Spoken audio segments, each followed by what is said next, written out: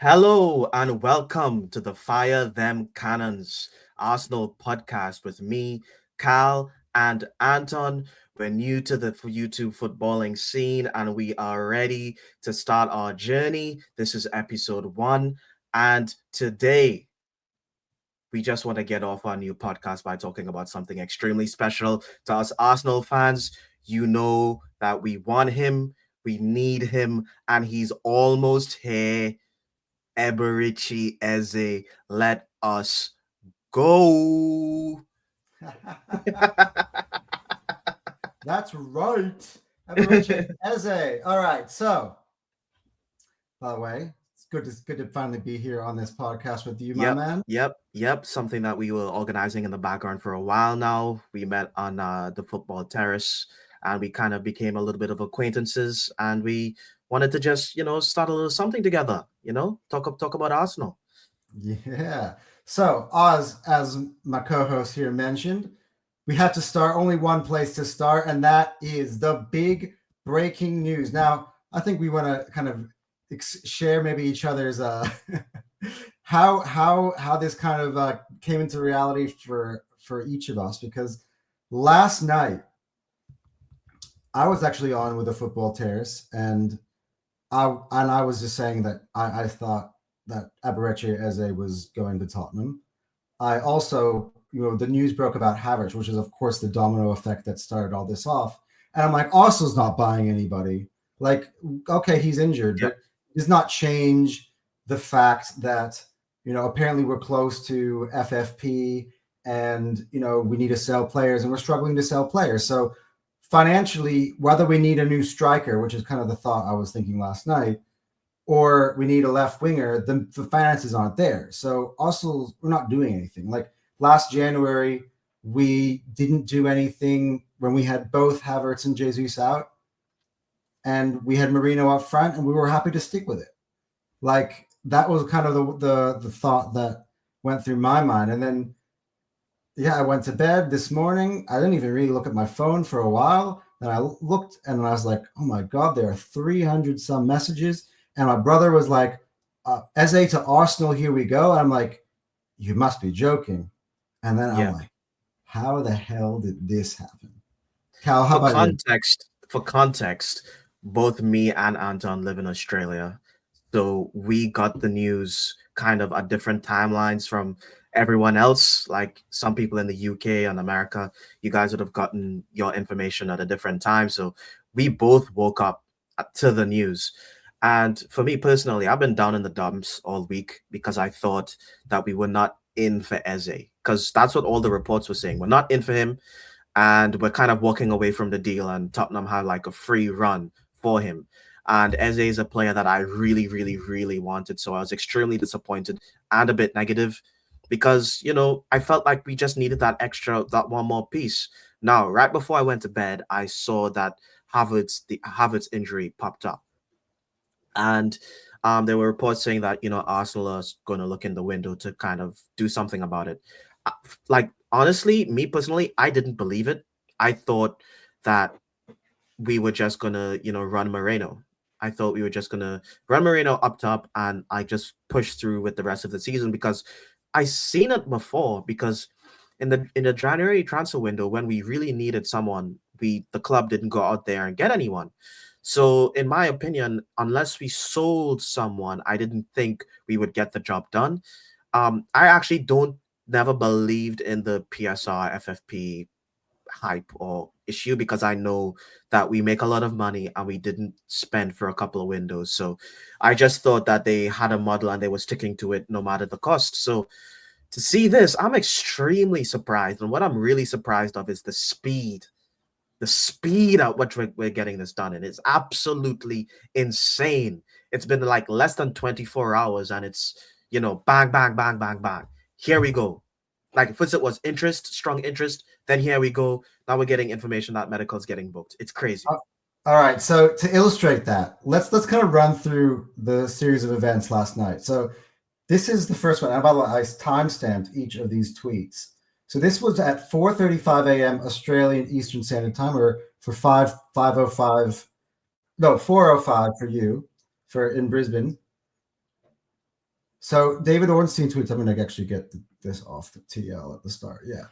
Arsenal make move for EBERE as a 27-year-old wants them. Tottenham lined up deal with Crystal Palace today and player, but after Havertz's injury, AFC now closing in on England international. If he proceeds with the choice, Tottenham Hotspur will sue other targets. So it was almost like, Cal, that Arsenal just said Tottenham kind of felt the whole time. We were on multiple different shows talking about this, like in the scenario that Arsenal did sort of move, that the player would choose us, and I think Tottenham obviously were very aware of that. What do you think?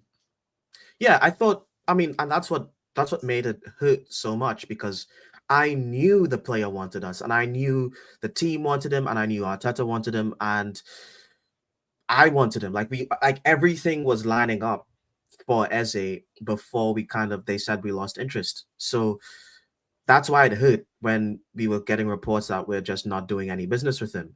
And I knew we could go and sweep him up anytime. It was all about whether we would. And I'm not surprised that, Tottenham are walking away so easily.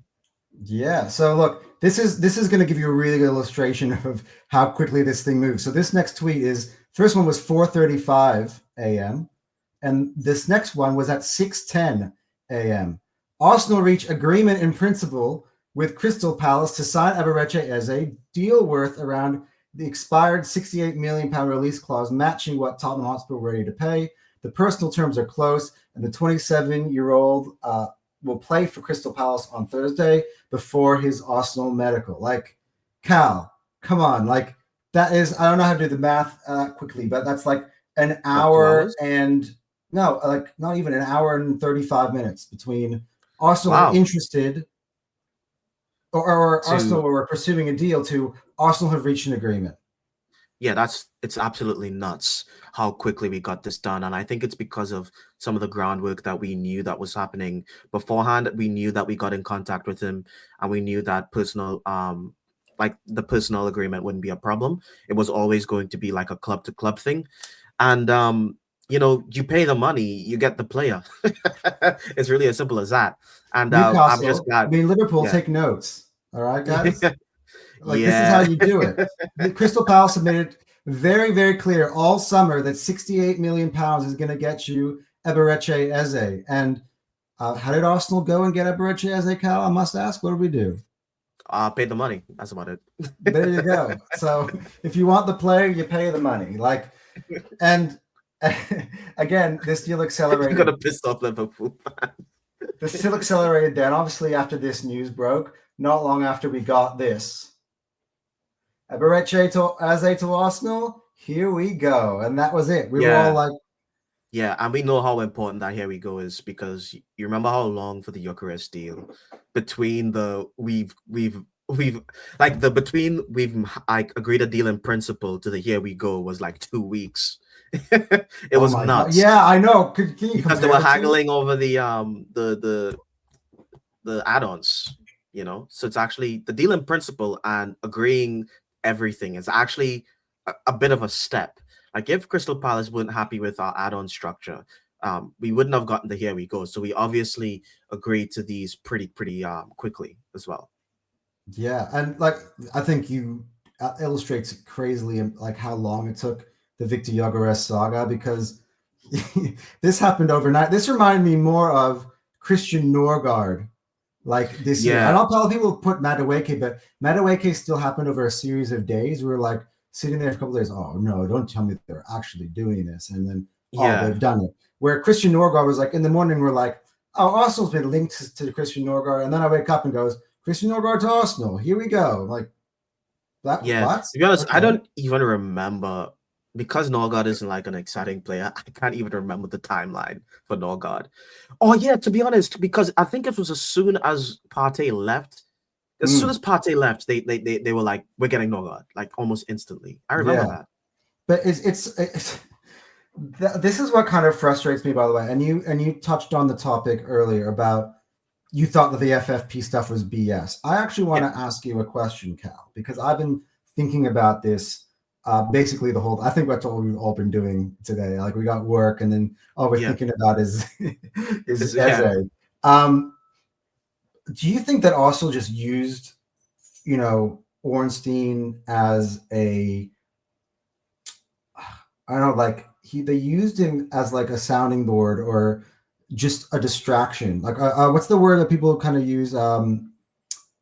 Smokescreen. That they were like, you're going to tell the people this so that we can work in the background. Maybe we're going to try to figure out how much Tottenham are going to will to pay for this guy, and that way we don't have to do the negotiating ourselves. I don't know, like, because the idea is that if Arsenal, that Havertz injury, by the way, which is, we're going to talk about that later, Yeah. that it triggered this deal. But deals don't happen in 5 minutes.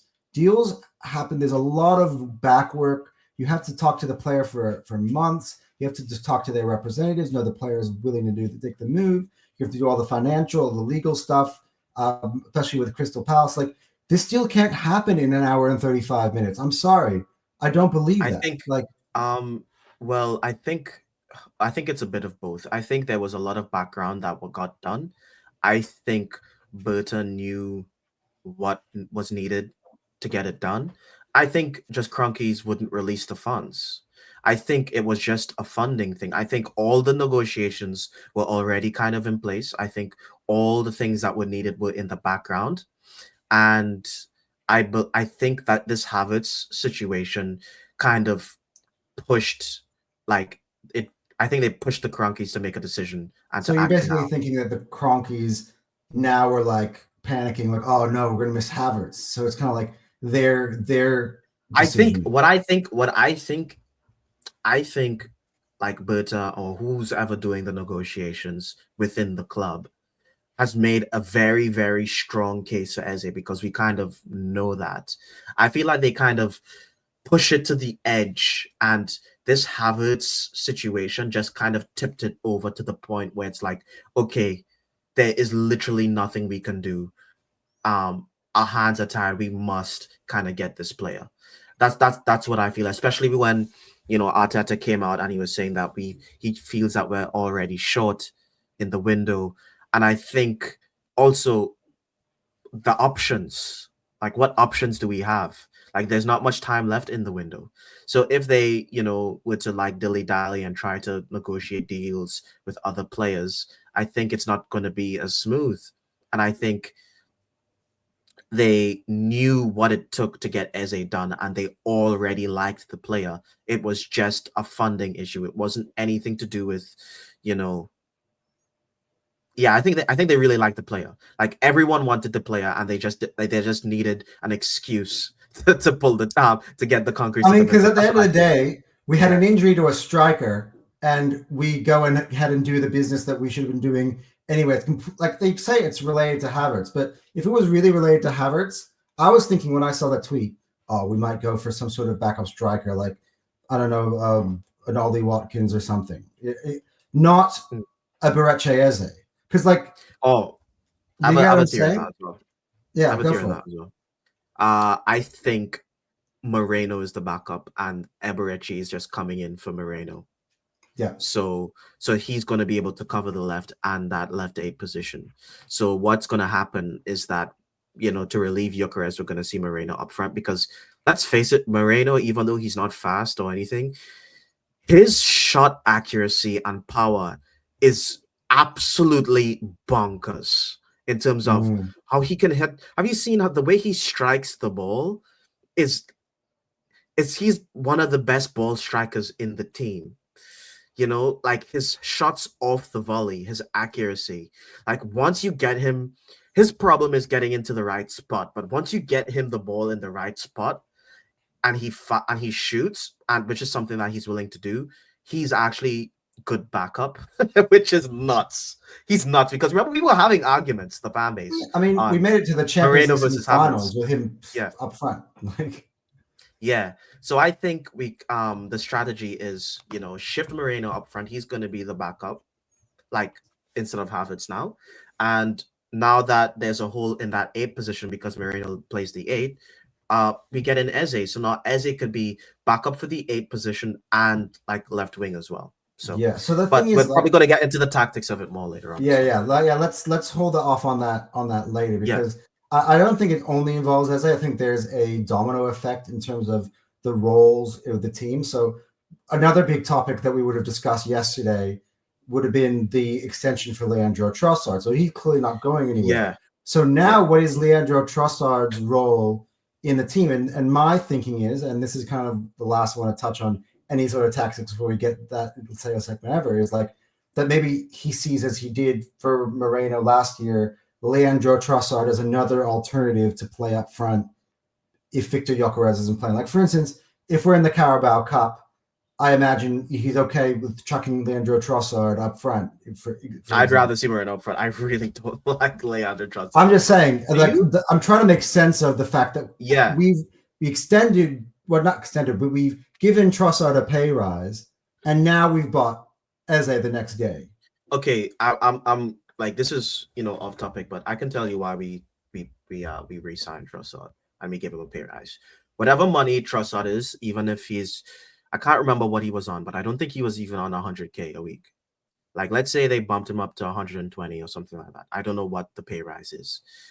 Getting the money that they're spending increasing his salary is considerably more than any money that they're gonna get selling him. And he is good for us off the bench. Like, he is the super sub. Like, when we have to rely on Trossard week on week, that's when it's a problem. But let's be really honest about Leandro Trossard. Like, when he comes off the bench, a lot of times he changes the game. Like, he's done that quite a few times. So that's why there was an argument of we should be keeping Trossard and selling Martinelli, but you're not gonna get much for. Yeah, we're not gonna get, and that's why I thought it made more sense to keep Trossard, because you're not gonna get much for him, and his impact on the team, in my opinion, off the bench is just more than Martinelli. So it makes Right. sense from a financial standpoint, because we weren't getting the funds for him. No one was willing to pay up that money for him. Well, yeah. Again, I was listening to oh my god, James from Arsenal Fan TV, and he has his own Yeah, channel, the Gooniverse. yeah. And the night that Trossard stuff was dropping, like, it was just before that, because we found out basically that Tottenham, that was when the news that Tottenham basically have agreed a fee with Eze, because that was the Ben Jacobs news. And he came on and goes, guys, I'm just going to be honest. At this point, we're failing to sell our players. Just keep them, like just keep whatever. Reece Nelson can be some sort of helpful, squad rotation player. Play him in the cups. Zinchenko, if you need him to break lines and bring him in midfield or whatever, just keep him along. Keep Kivior is an important part of last year's team. We're not going to sell him on the cheap. What was he saying? Sammy Lakonga, he, before we, he started, we put him on loan spells. He wasn't actually a bad player. He was okay. He just wasn't at the level that we needed. Maybe Oh, he after a was a few bad player. years. Oh, I agree. This I'm just quoting. I'm just quoting Oh yeah. James here. Yeah. Yeah, and then anyway, you get the point. It's like, Vieira, he may not have the physicality to make it in the league, but he's got a great eye for a pass, whatever. But the idea is that Arsenal just cannot. If we're gonna break this habit of being sucking at selling, you cannot just let teams come in and lowball you, because if Yeah. you're at the end of the day go, oh, you whatever, just we want to get rid of him so bad, just have him for the cheap price. Like, if, for instance, Kivior definitely is a player that still has value. We're not going to just give him away for I nothing. would sell Kivior for anything less than 40 million pounds. Correct. And so I think it's just like he was saying, like, at this point, let's just keep it. We're going to show everybody that we're not weak. At least it might not fix our problems now, but it's going to fix our ability to sell in the future, that we're going to be stronger in that way. That's And that's a good yeah, point. Yeah, but my yeah, my problem with it is that if you're gonna take that stance, that shouldn't stop us from getting what we need. correct. Like, Which is, that's the problem. You I can't think we're going you to get can't both now, aren't we? yeah. I think we're going to keep those players, and they're just going to like make a lot of space in the squad for them, which could be a good thing. Like last year, we were in a rush to send all these players out, and then when all these players start getting injured, we literally were playing players out of their position because we were empty in a position. Like Yeah. we were completely empty up front. Yeah. We had like one period of time where our starting front three, Havertz, Martinelli, Saka, were out for a very long period of time. And you had Trossard, you had Ethan on the right wing, and then you had Marino up front. That way we went in games like that. Yeah. And so at least now, if that crisis were to hit, we have a lot of bodies. Which so I think it's going to end up being a mixture of the two. Now we got Eze. I think they might still try to sell, but if they never get what they want, at the moment, this is the difference, and this is why I thought that we should have gone Eze first, because now when we're negotiating from a position of strength. Before it looked like, oh, we just want to get these players at the door so we can raise the funds. I see what you're saying, and I agree. Yeah. Now we don't need any more incomings. I mean, anything from this point on would be a cherry on the top of the cake. It's a bonus. So yeah. Well, I would still want another left winger. Of course. Yeah. Yeah. Anyway, so let's get a bit further into the details. I've got a few more tweets that give you a good idea. So this is Ben Jacobs. By the way, Ben Jacobs has done an amazing job covering this. Yeah, he's kind of leveled up for Arsenal this summer. Yeah, absolutely. So he goes, Arsenal will pay initial 60 million plus add-ons for EBERE. So again, that's exactly the release clause terms it was before, which was 60 plus 8 in add-ons, equaling 68. Arsenal's July approach for Eze was key, as he was sold on the move before Tottenham bid. I think he's not telling us anything that we don't know already. Yeah. But Spurs also reached agreement in principle with Palace, but Arsenal have now completed a hijack. And then, but you see, but like just on that, what he just said there, he said they agreed the agreement in principle. They were haggling over those add-ons because they agreed the fee. They just didn't. They were arguing over the structure and the add-ons, and that time is critical.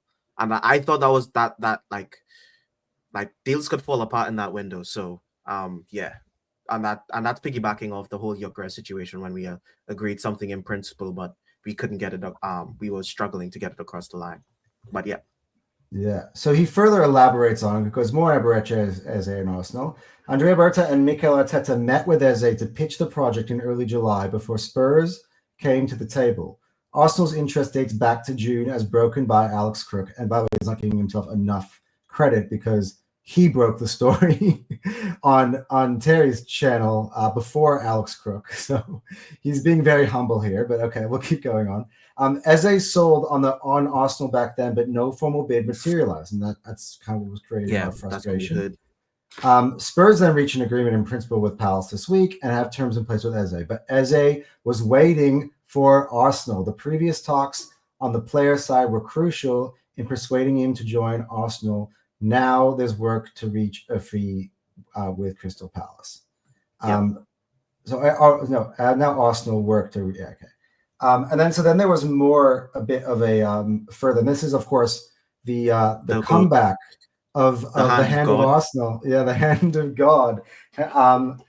Who we have not heard from for about a month since we signed Victor Gyökeres. And of course, I'm not going to get into anything or his own personal stuff, but he clearly went away for a little bit and came back with this. And this was his explanation of the Eze saga from he had sent from inside the club, which was that, first of all, he goes, EBERE also to Arsenal Football Club. Andrea made the call and Eze ordered his agent to cut all communications with the scum. But this with Spurs. I love head of Arsenal. Just cut all communications. We're done. Which is it's crazy that we have so much pulling power that we can just go, hey, we're in for you now. Just stop talking to the other. It's like dating with a girl and you know that she's dating other guys.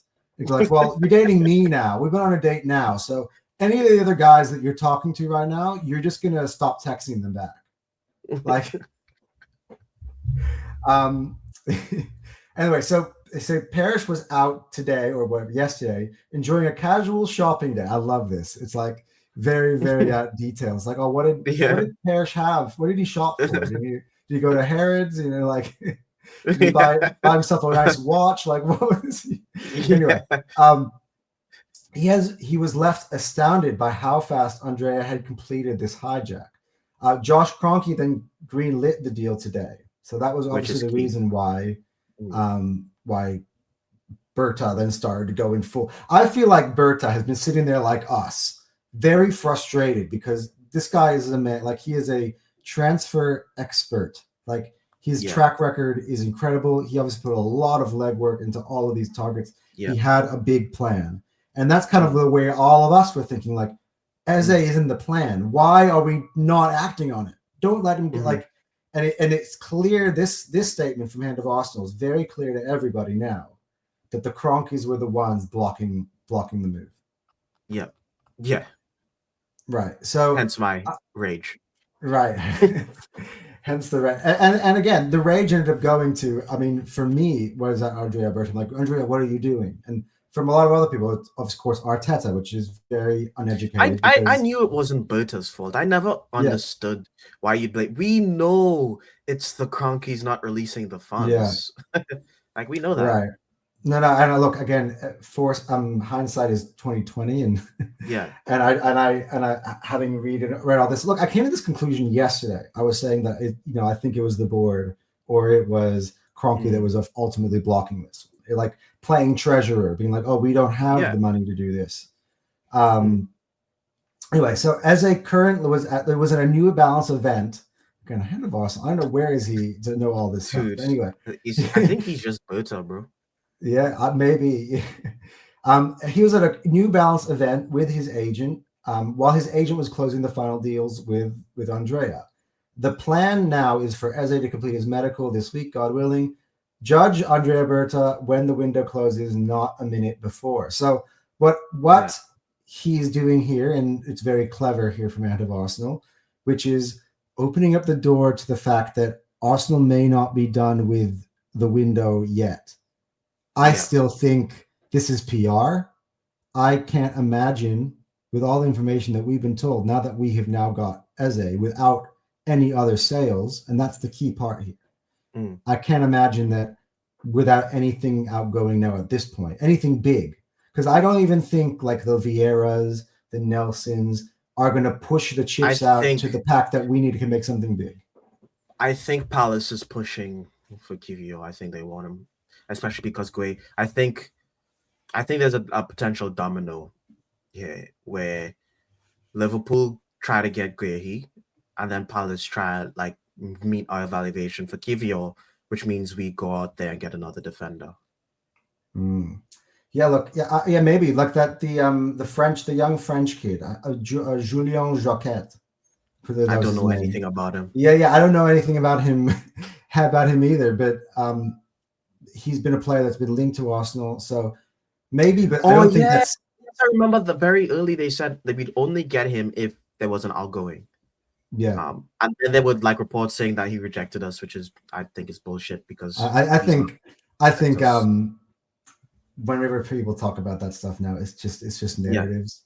Like yeah, yesterday, apparently, according to Tottenham fans, as they rejected Arsenal. Well, clearly not. yeah, dude. He couldn't wait. He literally could not wait to tell you guys no. Although first of all, we're gonna close off one more thing on this topic. Of Yeah. course, this is our main topic of conversation. We're gonna elaborate that throughout the rest of this podcast. But Mm. the point I wanted to bring up here was, and it just popped out of my head. What was it? Okay, anyway, maybe. Oh, this is Got on the him. yeah, because literally I was gonna say something. Anyway, It'll come yeah, back. so yeah, it'll come back. It will come back. So yeah, so one more piece of thing here. So I actually want to run through, guys. Fabrizio went on late after clearly his tweeting was every 5 minutes and his thumbs were getting sore. He got on his late night his late night YouTube cast, and yeah, he kind of discussed behind the scenes from his perspective, the information he knows of what happened in this deal. Can you give you kind of an illustration of that? So I'm going to remove the hand. We're going to get Fabrizio up here. Yeah, because EBERE, who had to go to Tottenham, was not a done deal, but on the right way, is going to Arsenal. And it's here we go. The crazy story of the day, of the week, and probably of the month, because it was really unexpected. Not unexpected in July, when Arsenal had positive contacts with EBERE, with his agents, very good conversations, very good talks to make the deal happen for EZE to Arsenal. Then what happened is that Arsenal decided to focus their efforts on Victor Gyökeres, extending the contract of Ethan Nwaneri rather than going for EZE, and so that deal was completely cold. Then what happened is that in the last 24 hours, while Tottenham were working, advancing, negotiating, very confident to sign EBERE, Kai Havertz suffered an injury. I told you in a video also earlier today.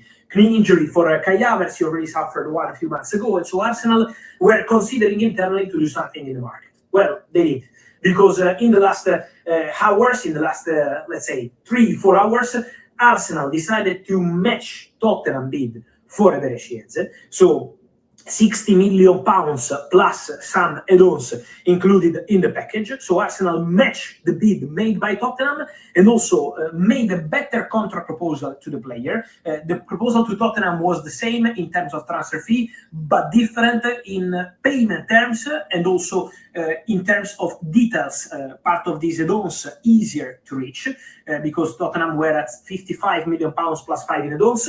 Arsenal offered slightly more, and the add-ons are easier to reach and with different payment terms. The player said yes to Arsenal. It was his dream to go to Arsenal. Was not possible in this transfer window till today. And then the injury of Kai Havertz opened the doors for EBERE to join Arsenal. So it's here we go. And now, obviously, a fantastic signing. One more for Arsenal, for Mikel Arteta.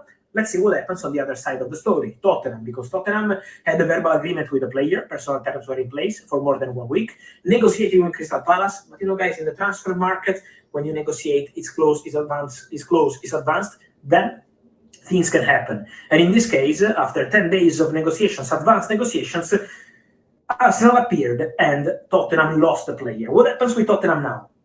They started making some calls today already to try and understand the situation for new players to add to their squad. Yeah, for example, Tottenham. All right, yeah. So now that's a really good segue from Fabrizio here on our next topic, and that is, I can only imagine what it would have been like to have the shoe on the other foot, because I think it's good to give perspective here. We ended up being the winners, and we were a day ago all losing our minds about the idea of him going to them. But if you were that one day, wake up early in the day and you are sure, you're just waiting on that, here we go. Like when we were waiting for ages and ages and ages for Victor Gyökeres. This is like the greatest fear realized, really. Right.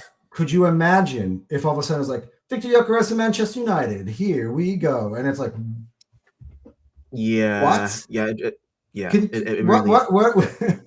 what do you reckon is going through the minds of Tottenham before we obviously? Well, to be honest, I've been watching a lot of Tottenham streams today, just watching them have a meltdown, enjoying myself. I didn't even watch Arsenal. I watched more Tottenham content than Arsenal content today. I'm not gonna lie, just because it's really funny watching them just lose their heads, talk about the problems of their football club, and I die into that shit, because I love to see Tottenham fail, and to be honest, it's, for me personally, it's just balance has been restored to the universe. They won their fluky Europa League, but then I get to see them lose the Super Cup in the most amazing fashion, live for all to see. It was beautiful, and then watching them go up again in the penalty shootout, only for them to actually lose the game again. Amazing. That 2-0 up with on the 84th minute. Yeah, so they were 2-0 up in the game, and then they were 2-0 up.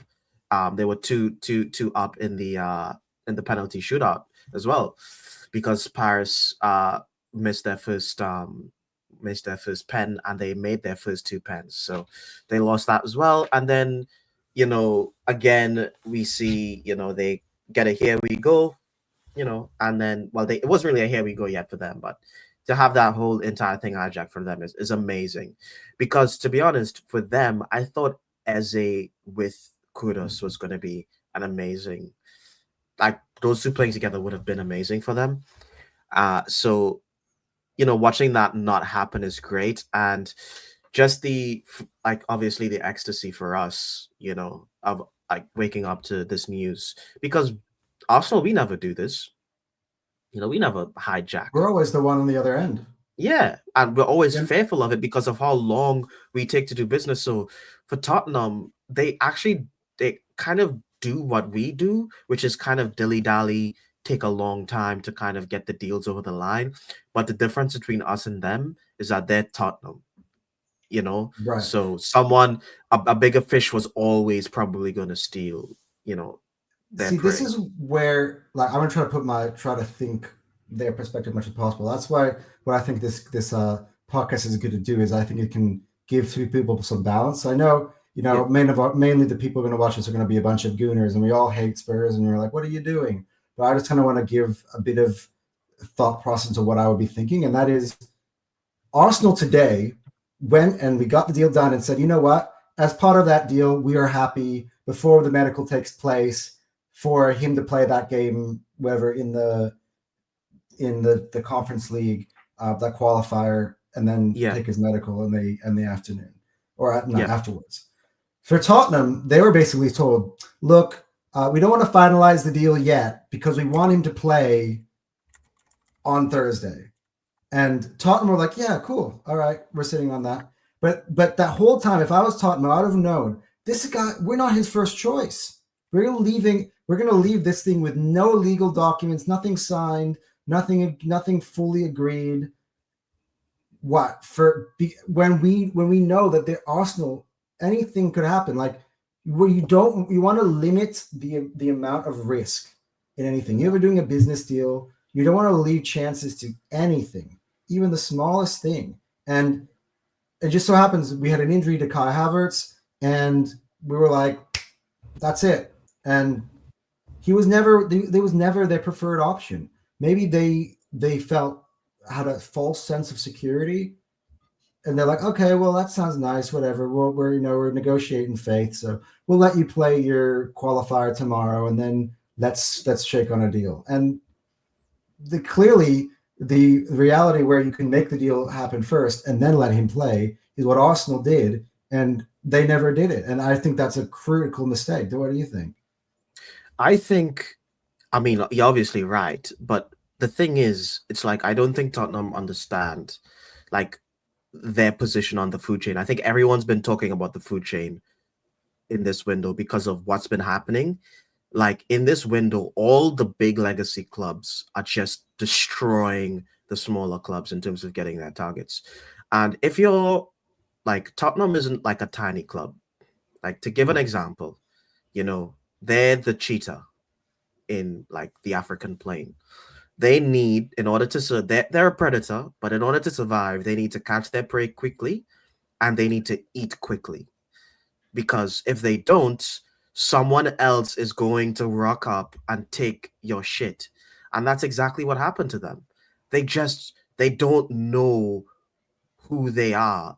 And if this was a different target, like a target that we didn't have any interest in at all, then maybe you could, be haggling like this. But knowing that Eze really wanted to join Arsenal, and knowing that, you already backed out before and you only coming back because we're saying we're not showing interest anymore, they really probably should have gotten it done. But to be honest, to be fair to them, no one could have really seen this coming. No one saw this coming.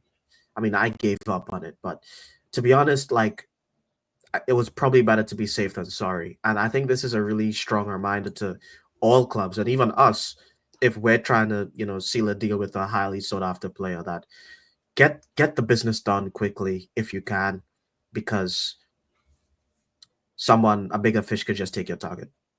And that's the part that I love, because now I want to get into the banter side of this. And that is, by the way, I've been on so many shows with so many Spurs fans in the last week or so. And, I had Spurs fans making jokes like, oh, when we're kind of like moving on and thinking, oh, maybe Rodrigo is the reason why Arsenal's not doing EZE. That was the Indy Kyle explanation, which clearly is BS. Yeah. At this point. He's way off. Yeah. But people like the Tottenham fans are telling me, oh, well, why would Rodrigo want to go to Arsenal? Like, as if Arsenal was some sort of small club, and they're parading this trophy, even though they finished one spot off relegation zone last year in the Premier League. Okay, they won the Europa League and they played absolutely nobody to get there until they played Manchester United, who themselves were also struggling last year. They go and win that. By the way, a competition that Arsenal were not in. Like, exactly. Right? Like, I get it. And we'll discuss through many various podcasts our desires to try to win trophies and how on edge we are. This is not a conversation necessarily about us. But regardless of how many trophies we've won, we have always been the bigger club. And by the way, overall trophies, this is about... And there's no comparison. Yeah. There's no comparison. Like, our fan base is bigger. We got more fans that in North London go for Arsenal than they do for Spurs. Like, we are just like the bigger club. And specifically in this example, EBERE EZE was an Arsenal Academy player who was released from Arsenal. Arsenal told him when he was about 13 years old that he was not good enough to play for this club. And he has clearly spent the last, how old is he now? 14 years. Yeah.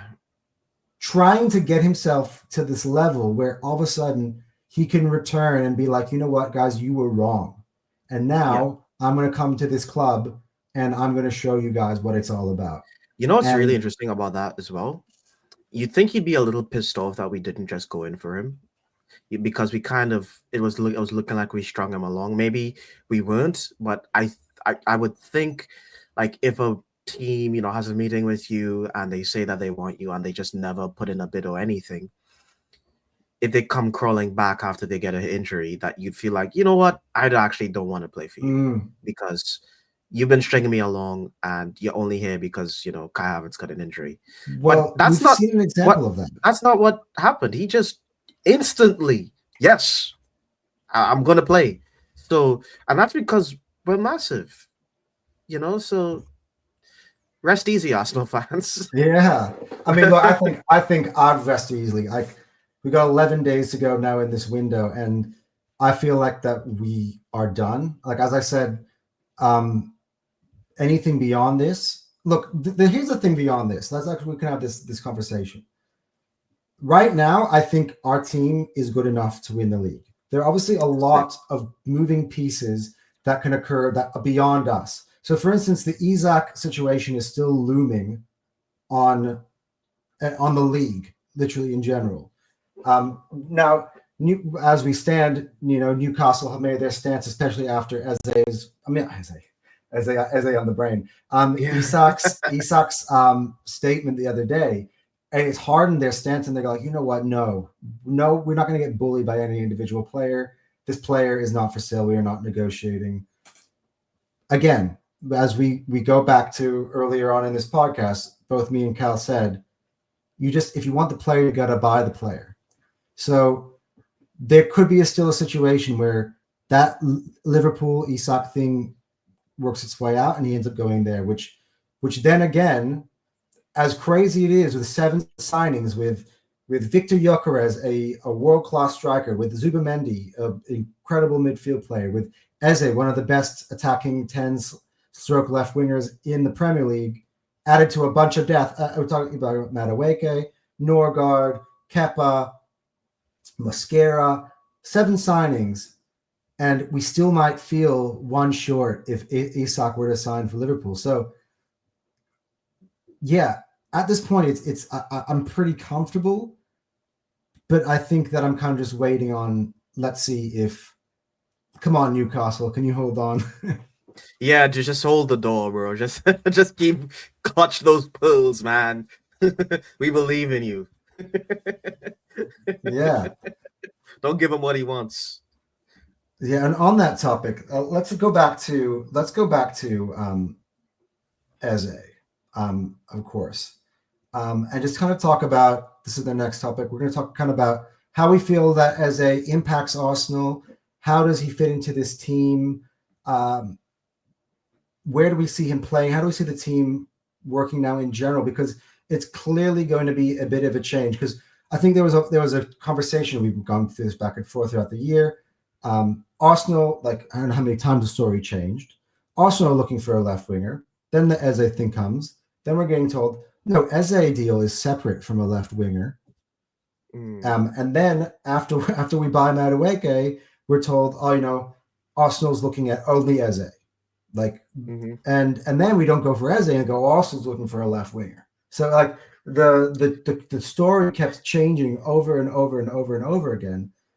But now, Cal, how do you see Arsenal deploying Eze in our system? And there's a lot of questions as well. There's so many layers to this. Yeah. First of all, Eze starts for us on the left. I think he is going to be deployed as a starter on that left-hand side. And as cover sometimes for Odegaard, maybe, and maybe on the I feel like he's going to be on the left side more. I feel like to unlock low blocks, we might play him instead of Declan Rice. And the reason why I say I'm very confident that he's going to be playing on that left. When you watch, I'm not sure, did you watch the Chelsea versus Crystal Palace game? Terrace, the guy with last week? Sorry. Oh, yeah. Did you watch the Chelsea versus Crystal Palace game? Can you repeat the question? I did. I actually ended up having to watch like all of the game. Like, so you have Stan Sports as well, yeah? Yep. We're up to sport now, Stan Sport. You must, right? Yep. Yeah. So a lot of the times, because of the time difference, I'll actually go back and I'll actually watch the games of everybody, at least the mini matches. It depends on the magnitude of the game. For this game, I was twofold: interested in watching Eze and interested in seeing how Chelsea get on. And so I did watch the entirety of that game, and he hit the back of the net. That goal he scored was absolutely amazing. I do not see why or where the referee decided that is going to be disallowed. Just an arbitrary rule. That's technically the rules, but it never gets enforced. But the reason why I asked that question is, if you watch that game, you'd notice how often Eze was actually very far out on that left-hand side, and how they would get the ball to him and his dribbling ability. He had Reece James on absolute skates, and Reece James is like an amazing defender, and he would literally just he dropped him, on that left-hand side. And he was obviously started out as an 8 and drifted to the further left. But I think when we watch football, when people talk about football, they just watch the lineup, and they're just taking a look at them on the spread on the sheet.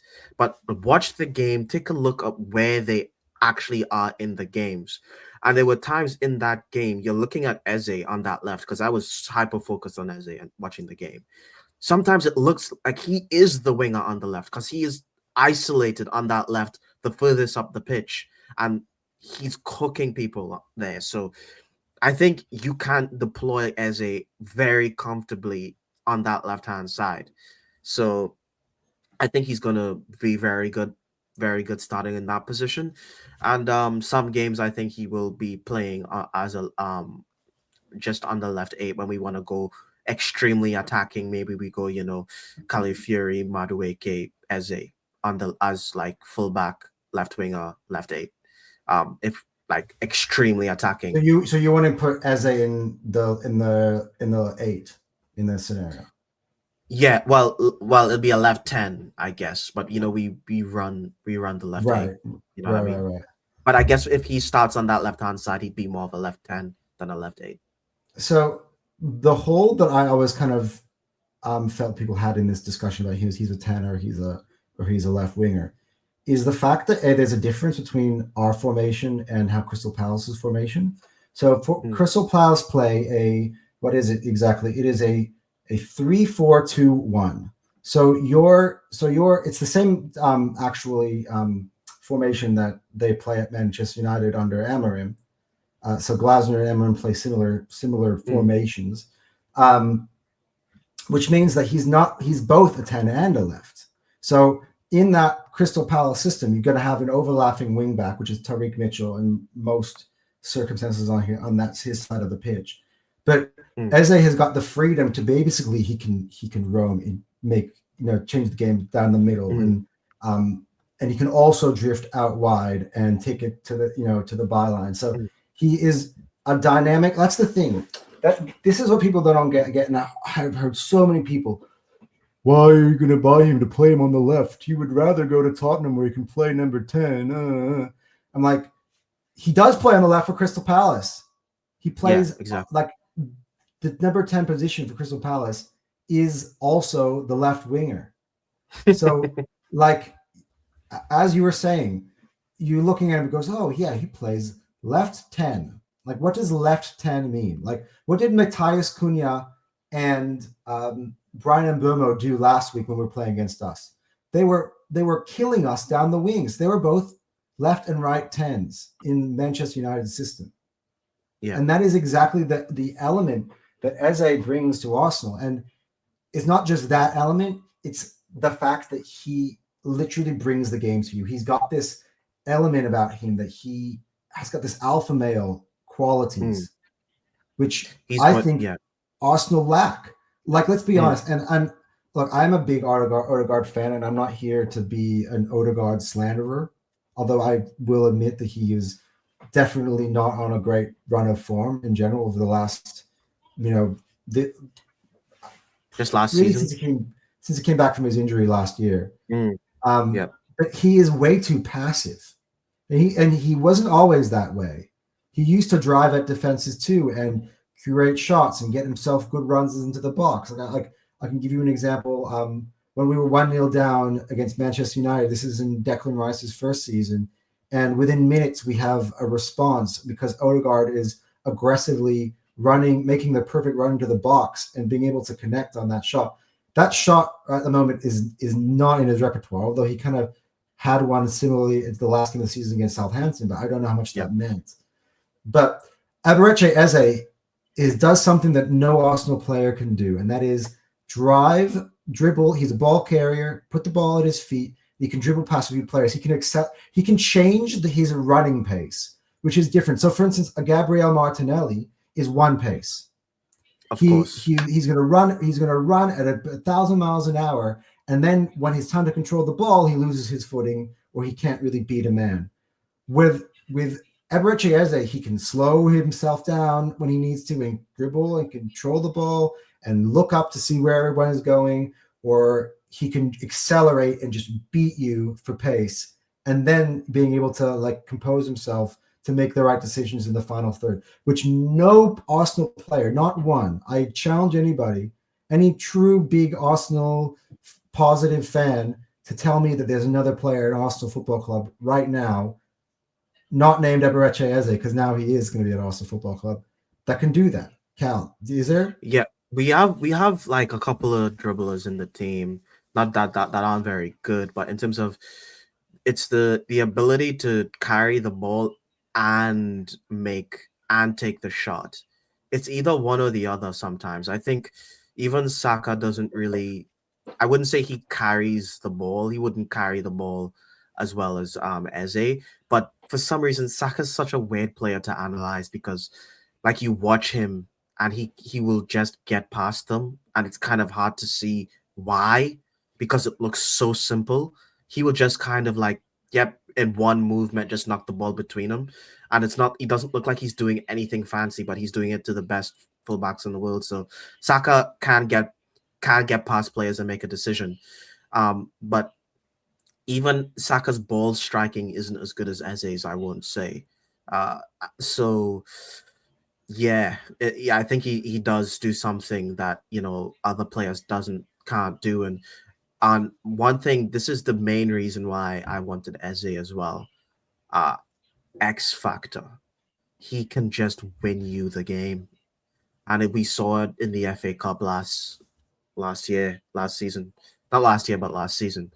He can just dribble past a player, get a shot, or a shot like floats in the box, hit it on the volley, scores. He just has that about him, and he's willing to take responsibility and take a shot. There are a lot of players at Arsenal that don't want to take responsibility and shoot. Like even in the Manchester United game, I don't think Odegaard had that bad of a game, but there were times where he's in positions and I think other players will shoot the ball, but he's trying to, pass it off and find a better angle. But Eze is a type of player that he will take the shot, Mm. and it's really, really good to have someone like that include and with his creativity as well, obviously. Yeah.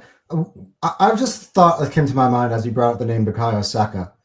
Now the fact that we have EBERE as they now are on the left, and then you've got a guy who, by the way, let's not forget, like we were all Eze obsessed, but we have a striker who over the last 2 years has scored 95 goals, and he has also commanded a lot of the attention as well, and a lot of the headlines for Arsenal. So the Eze is going to take the pressure off of him, but more specifically, we know the type of defenses that Bukayo Saka has come up against over the last, I say, 3 years. What do you reckon this does to impact Saka? Do you think he's going to be able to go up a level this season? If Saka, what I have been noticing is that Saka's actually he's kind of changing his game a little bit. I'm a little bit worried about him because I think he doesn't trust the team as much anymore. He's not trying to get the ball into other people. He's trying to just take the shot. Have you noticed that? Yeah, From definitely. something I've noticed that in preseason, and while I I appreciate that, if he can just do what he has been doing, um, and he's gonna have more space to do what he's been doing as well.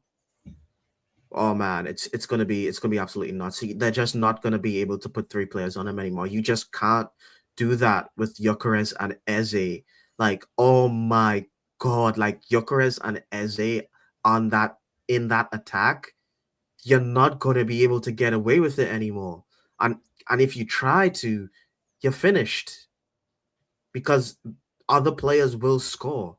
And Eze will shoot. He will shoot the ball. He is a goal threat. And people don't really understand what how goal threats, how it changes the game because you can have the most creative player if they're not willing to take the shot. They don't draw as much attention, and Gyökeres and Eze is just going. People are going to have to pay attention to them, which just frees up Saka. So yeah, it's gonna be peak. It's gonna be amazing. The more and more you talk about this, the more we talk about this, the more It's excited. more Like, excited. we're bringing up topics now. We're really talking into about how this team is going to look like, and then you go further into the midfield. Like we talk about Declan Rice, and if anybody who saw our intro video at the start of this podcast, you just realize just how awesome he is. Like those free kicks he scored. He's a big game player. He's also got chemistry with a lot of with as they play together for England. He's going to have a good understanding on that left, which I think is an important. I think something that we lost with Martinelli. He had such a great understanding with Granit Xhaka so that when minute we switched to Declan Rice, Martinelli, his performance has dropped. But now we've got a left-sided player who has got a continuity, a relationship with Declan Rice. Apparently, as we were hearing for a long time, that Declan Rice was one of the players who was pushing. According to Hand of Arsenal, literally. Yeah, that's what he said. Yeah, he said that Declan Rice was the one who's been in the ear of Mikel Arteta and showing him like, look, this is what we need. Eberechi Eze at Arsenal, trying to sell him on it to the point where Arteta started to become obsessed. Now, it sounds like we're sounding like IT caves. I'm just explaining kind of a tweet we saw earlier. I'm going to try to pull it up maybe. the Hand of Arsenal tweet from Hand of Arsenal tweet. Yeah, Declan Rice is black, bro. Like he just is. Like this guy, he's just. I love Declan Rice, and he's more excited about Eze because because like I don't know if he just has Nigerian friends, because I know for a fact that, Saka, Eze, and Madueke, they have that kind of special connection. But I feel like Declan Rice is just one of the guys with them Yeah, as well. So it's kind of really like, I know we're just gassing right now, but it's just so nice. It's just so yeah. nice. Like, yeah, man, you start to love the team when you start seeing the connections with these players. And we didn't even talk about Madueke, because he is an upgrade. Like, Well, look, he's just depth. Like, now, he is now, depth. see, Cal. This is a big thing, right? Yeah. We were all head lost about the Madueke thing a day ago. Mm. Now that Eze is coming through the building, how do we feel about Madueke? It makes that Yeah, sign like, changing life. it feels like such a much better signing, because he's actual depth now. He's not something that he isn't the answer. He is one of the answers, which is a lot better.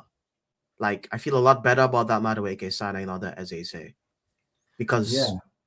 yeah, cover like cover for Saka, starting some games on the left, covering the left position with his dribbling ability. See, Like, it's a lot more exciting. this is kind of where I think. Well, I'm going to get into things I said this morning pretty soon, and then I'm going to try to back that up. But this is one of the reasons why this Eze thing I believe puts us over the top, and that is because it undoes a lot. Now we have the freedom to not repeat the mistakes of last year. So I said this on the top six show last week. Um, if we had the signings, now this is not including as a last year that we had this year, we would have not had the same problem. So, for instance, Bukayo Saka is played every single game, and he was being started. I remember we were playing him against Bolton in the Carabao Cup. Like, Dude, I remember that. I think, did we put him on like in the last 20 no, he minutes? started. Him and Sterling Did he started start? against Bolton. Oh, Yes. I thought they Nope. brought him on to finish the game. Nope. No, we brought That Rice was on to finish the game. Yeah, Raheem Sterling only goal for the season, by the way, I think. Yeah, yeah. But yeah, like he was playing Saka all the time, and he would literally before he got injured against Palace, we played. I forgot who the opponent was in the Champions League, but he came limping off the pitch at 70 millions, and there were questions. Oh well, is Bukayo Saka going to be available this weekend against Crystal Palace? And then he goes on. He starts against Crystal Palace. We win 5-0, 5-1, and he pulls up and he's injured, and he was playing with fire for about the last 2 years because of with this Saka stuff. And so now we can do what Man City does. Like a lot of times I watch Man City, you'd be like, oh, well, Kevin De Bruyne is now starting off the bench today, or Phil Foden's starting on the bench today. That's interesting. And we're talking about those two players have won PFA Player of the Year. These aren't like, scrubs. He has the ability to kind of be like, well, look, I don't think Saka is 100% today, but I can play Eze and Madueke together as a combination with Yeah. Gyökeres, and we'll be fine. Like depends on the Also, opponent, yeah. but like But yeah, yeah. we can shift our team around. We can keep things fresh because we're all panicking now. We have one striker available. But I don't know. Actually, I don't think we are panicking, but we have one available No. striker. But you can keep that one available striker fit by being able to use, like in certain parts of the game, strategically put Marino up front if we're up by a certain amount of goals, and he gives you more defensive structure anyway. So like we have so many moving parts to this. And so we already have the best defense in the Premier League for the last, Yes. right? 2 years running, David Raya won the Golden Boot. The midfield, I know we haven't even really dipped our toes into the Martin Zubimendi and how he impacts. Yeah, we didn't even talk about him. How Zubimendi as a deep lying playmaker is going to be able to give space quickly to guys like Eze and guys like Gyökeres and guys like Saka. The way he's able, if you watch the way he played for Spain in that last game in the Nations League final, the playmaking he made from deep, and yeah, he scored in that as well. Like this unlocks that too. He imagine, you got Zubimendi picks the ball up from deep, and he looks up, and he's got the security of Rice and Odegaard to play the smaller passes to him, but he could also go back. Oh man, Eze is making an incredible run down there. Let me hit him. Oh, Gyökeres, what he loves to do. What did Gyökeres do over and over and over and over and over again last year for Sporting? Which was Morten Ullman would win the ball back. He would pick his head up. He'd see that Gyökeres is making the perfect run. He's onside, and he plays the ball over to him in a blink of an eye. And then you got Saka on the other side. And now the defenses aren't going to be able to focus in on only one of those players. You can't double mark anybody now.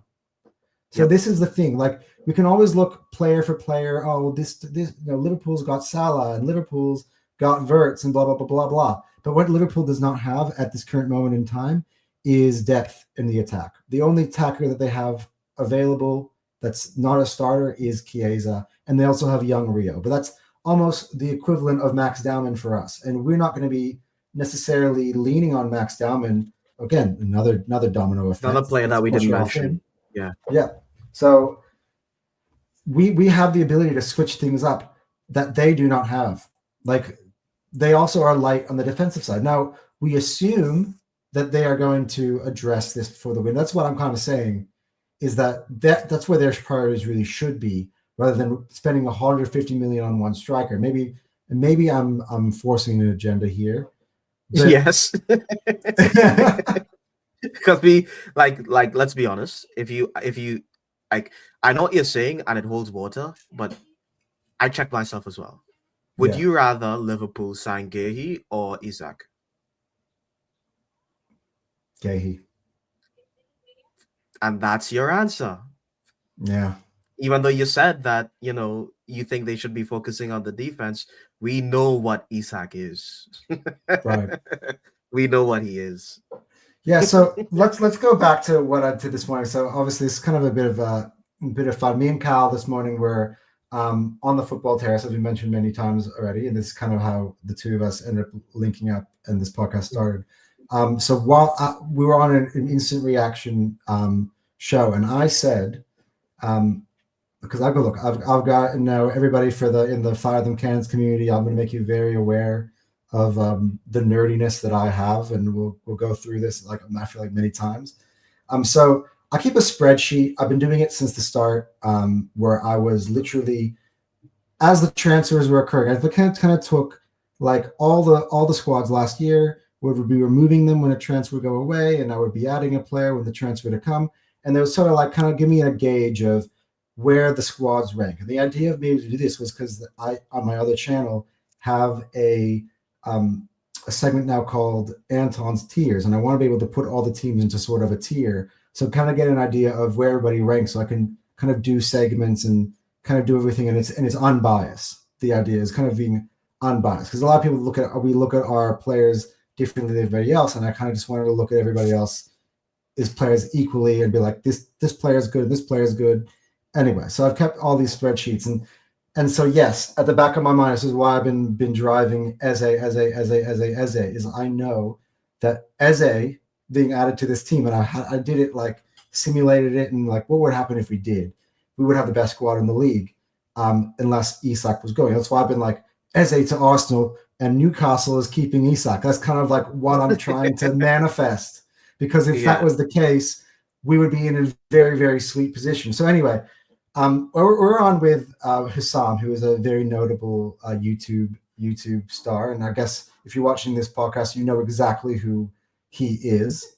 And yeah, I clearly made an impression on him with what I said, that he went on a bit of a tangent today on his own show. Let's just take wait, pause. Yeah, here we go.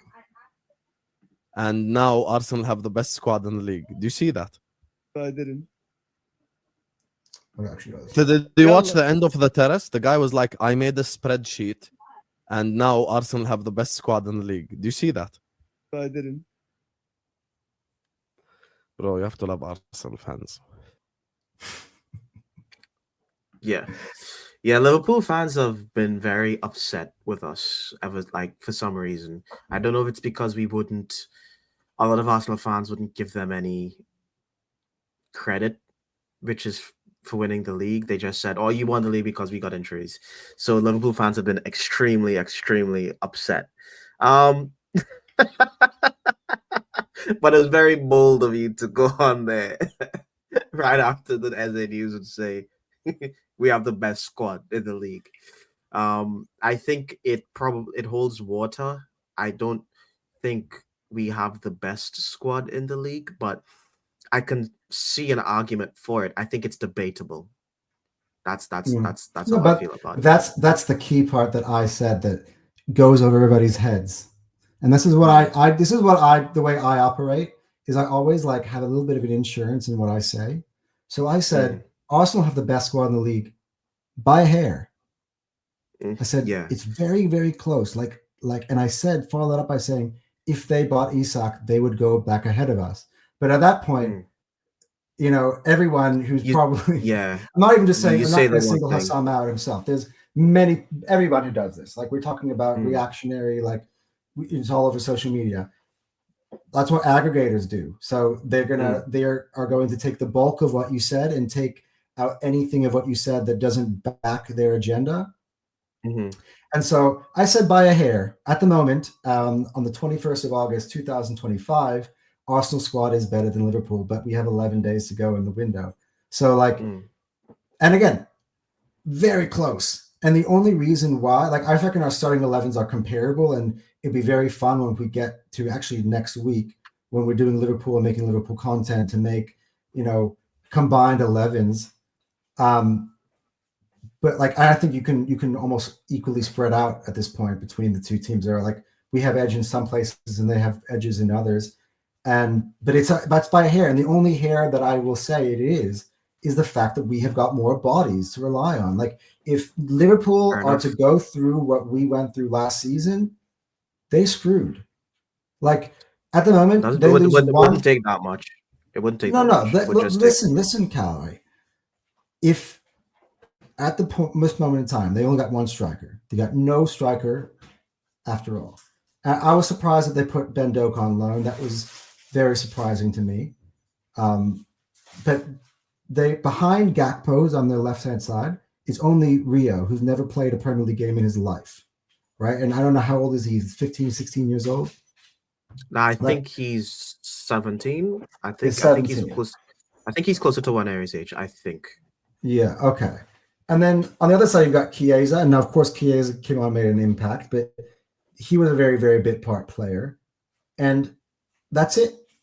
Like if you were to lose even Cody Gakpo, all of a sudden you've got Salah on one side and then you got Rio on the other side. Like whose front three is better in that scenario?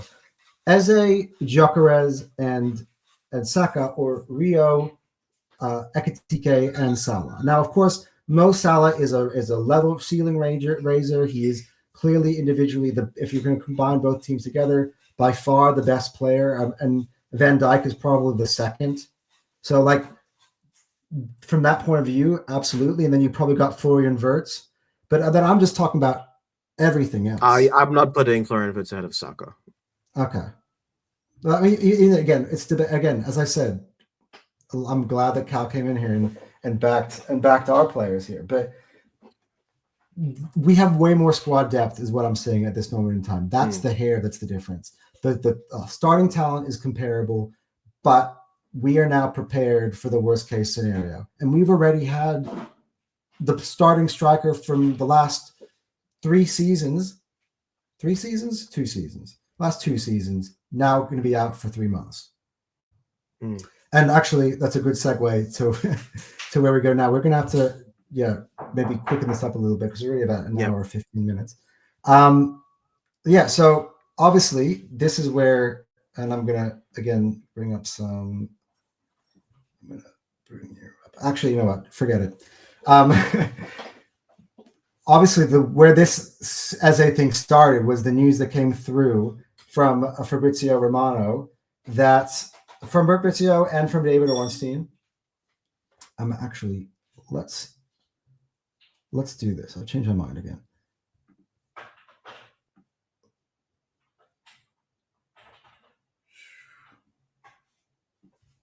All right.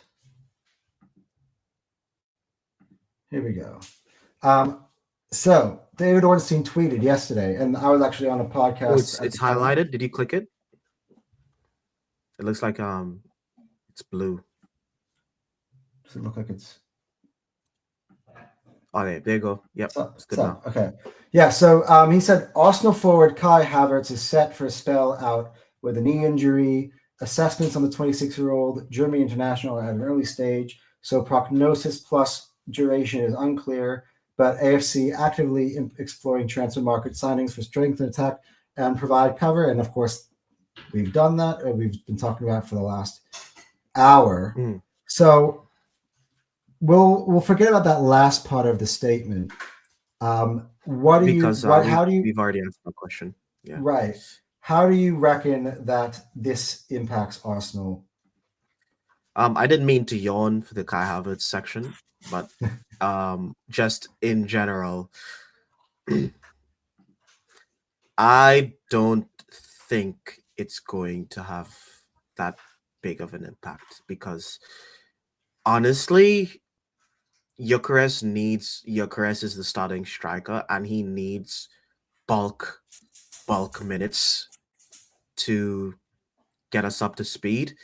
I think even if, like, for example, let's say the Gyökeres situation we don't play with him well for the next couple of games and it's taking a bit longer to be embedded in the team. I think for the health of the entire season, not having to fall back on Havertz in these early stages is probably going to speed up his integration into the team. And when Havertz comes back, I think it's going to be I think the status quo is going to be a lot more solid, and I think it's going to be better for the health of the season. I'm not saying that I'm happy that Kai Havertz got injured, but we know that Kai Havertz is he plays Arteta's system well, and the players know how to play with him. So I can see a lot of situations where, Gyökeres isn't working for whatever reason, or we just play Havertz and then we win the game and then we start just playing Havertz again because it's what kind of works.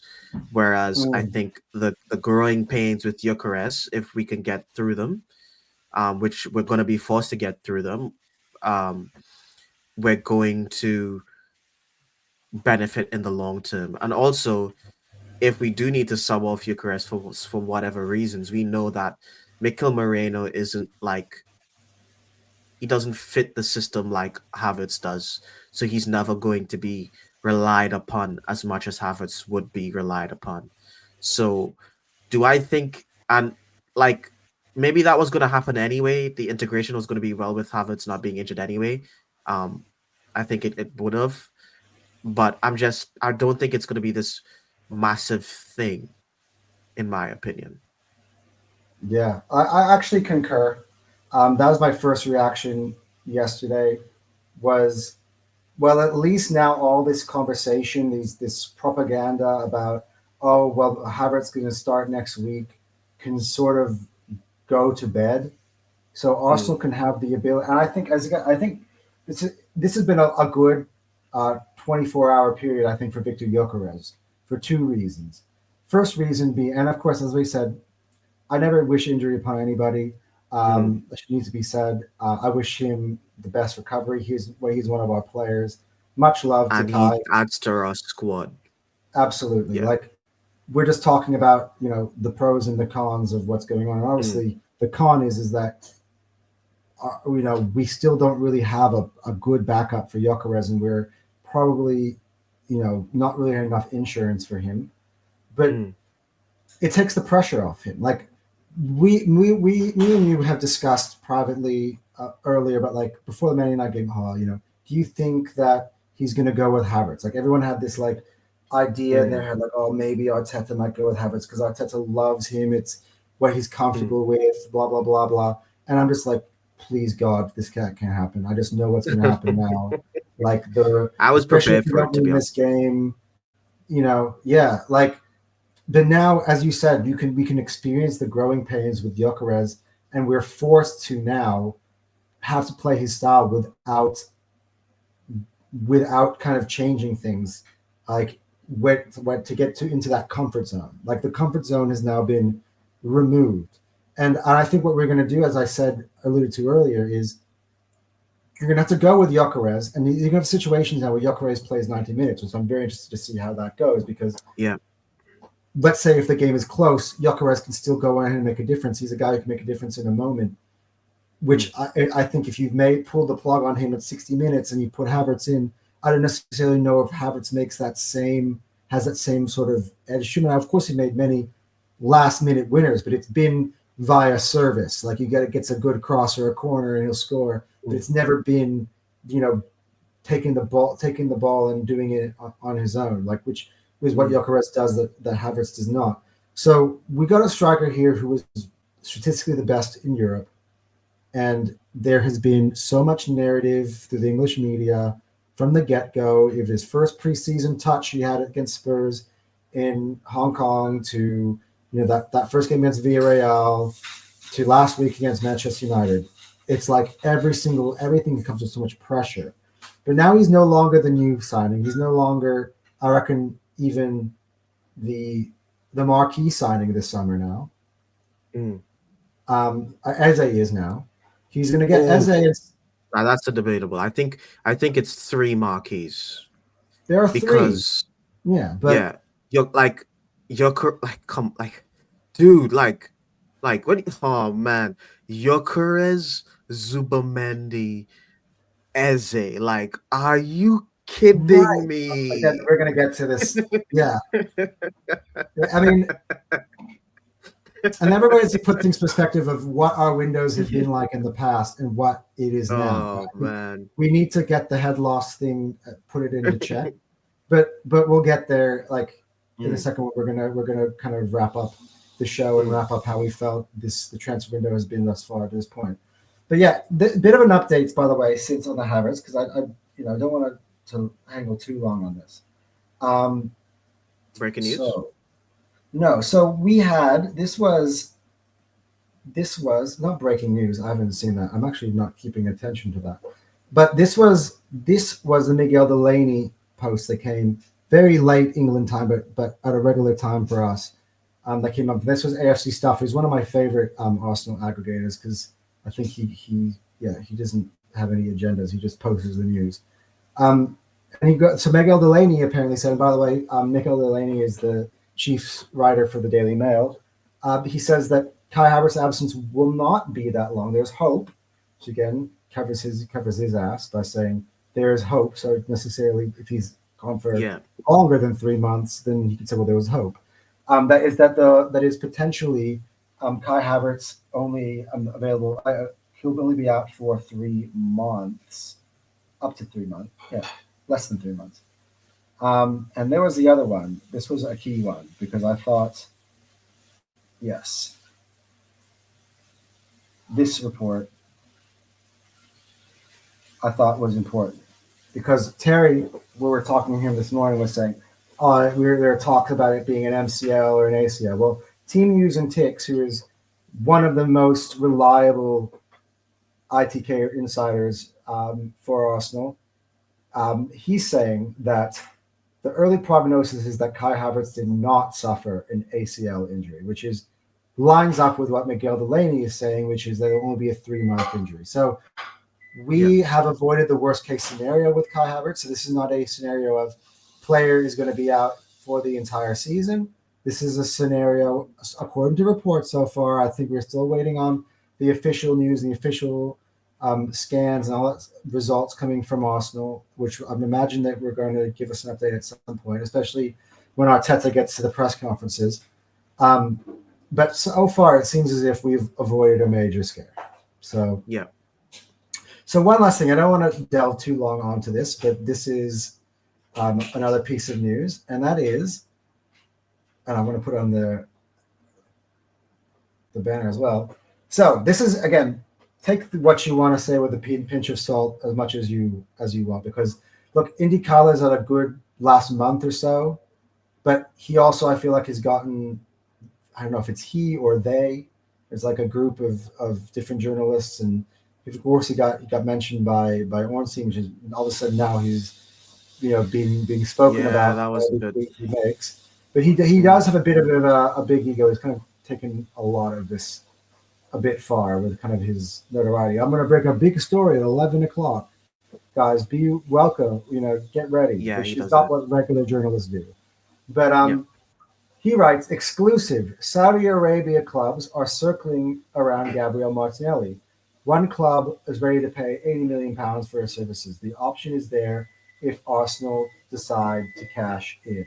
Now, of course, earlier in the window, both Ben Jacobs and Fabrizio Romano have said that Arsenal have no plans in selling Gabriel Martinelli, and that there is actually no interest from Saudi.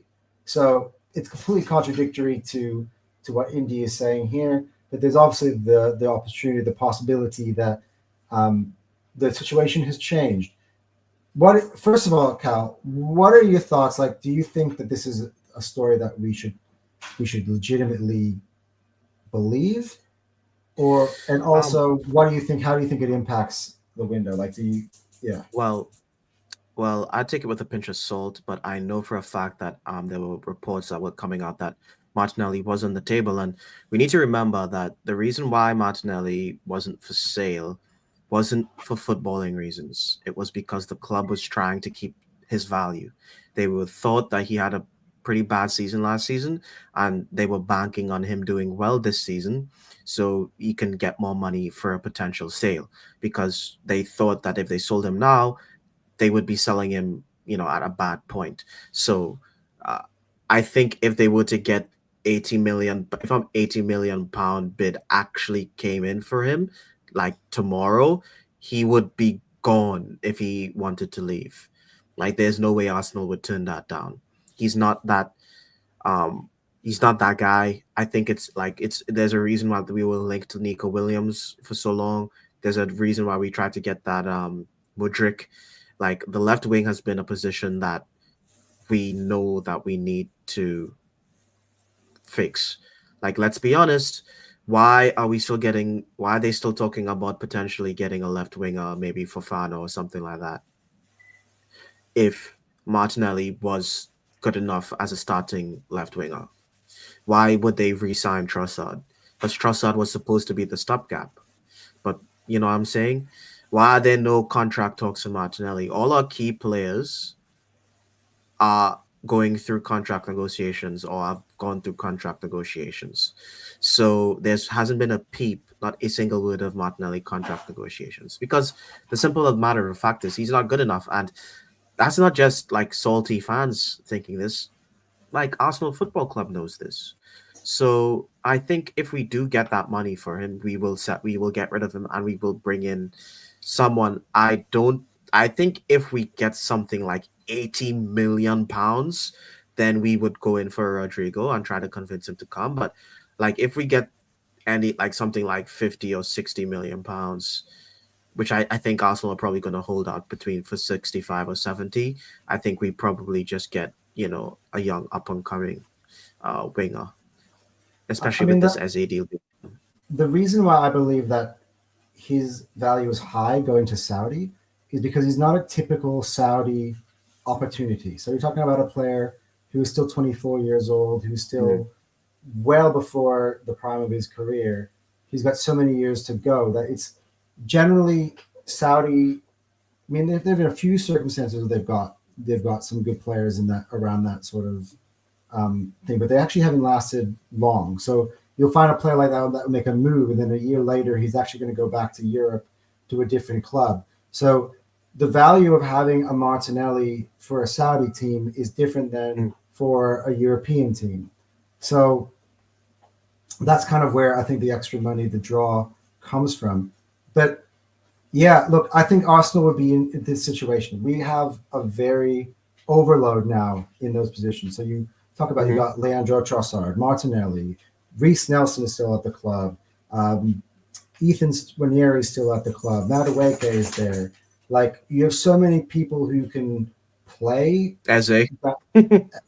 Well, Eze, right? Which he's not. That's not official yet. We're Yeah, yeah, but Yeah, it's a lot. Yeah. So again, Eze has taken the spot, that sort of spot in the team. So someone's going to have to go. I think just for squad balance, someone's going to have to go, and so it would put Arsenal in a position where I think either either you cash in on that and you've made now a good sale and you got that money to build on in the future, because let's put it right, this is the news that Arsenal fans are not going to want to hear, because now we've spent over 250 in this window.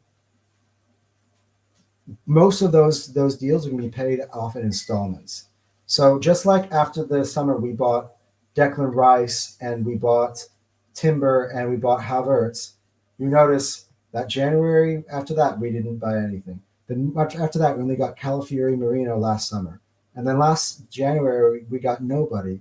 Now we knew that there were holes that we needed to continue to fill in the squad, but because we spent so much and in installments, those do, according to some of the specific rules of the FFPs and the PSRs, Arsenal were limited because the installments that they were paying for those players go on the books for that summer.